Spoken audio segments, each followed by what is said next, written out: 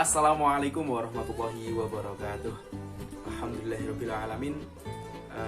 Pada kesempatan kali ini saya ingin menyampaikan sedikit pengetahuan mengenai 5 kaidah fikih. Yang pertama, al-umuru bimaqasidiha. Segala sesuatu tergantung pada tujuan atau maksudnya.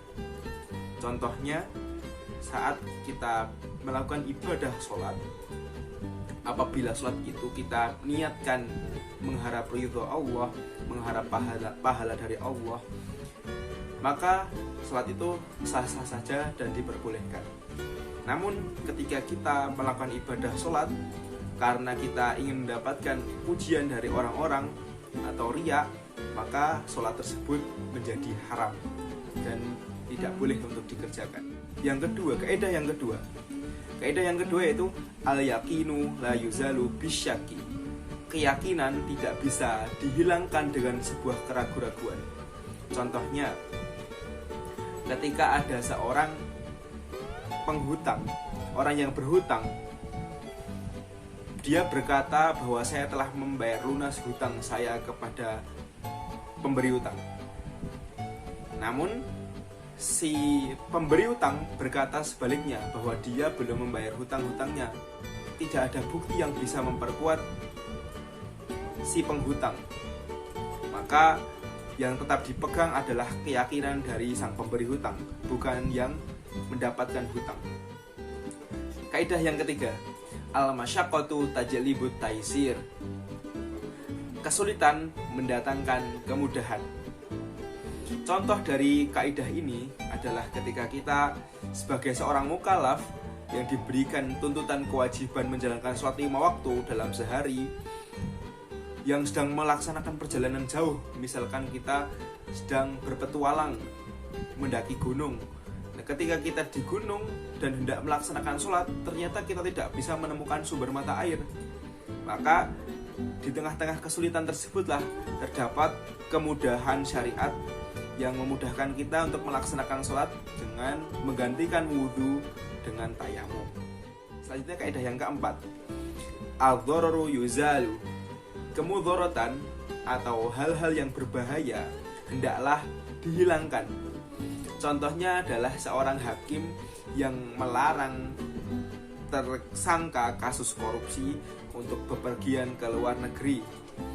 Nah, ini salah satu contoh menghilangkan hal-hal yang berbahaya sebagai langkah preventif agar penyidikan dapat diselesaikan terlebih dahulu, jelas terlebih dahulu, barulah nanti apabila betul-betul tersangka tersebut salah, terbukti bersalah, barulah dia dimasukkan penjara atau dihukum sesuai hukuman yang berlaku.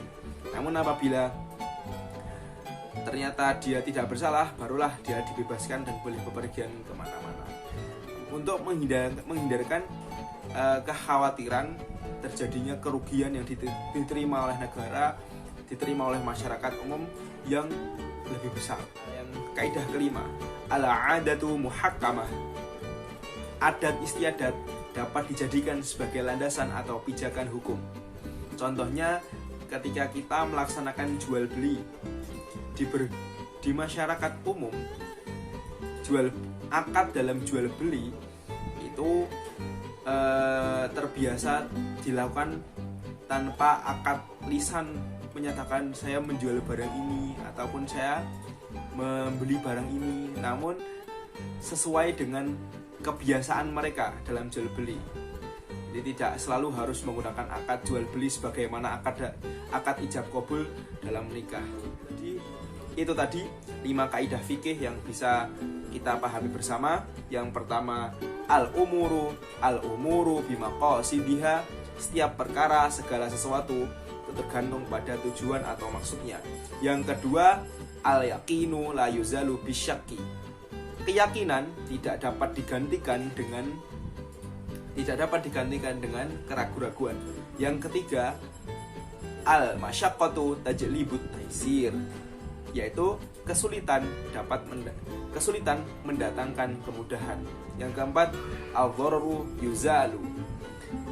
kemudharatan atau hal-hal yang berbahaya hendaklah dihilangkan. Yang kelima, al-'adatu muhakkamah. Adat istiadat dapat dijadikan sebagai landasan hukum. Sedikit yang bisa saya sampaikan, semoga bermanfaat untuk kita semuanya. Barakallahu li wa lakum. Assalamualaikum warahmatullahi wabarakatuh.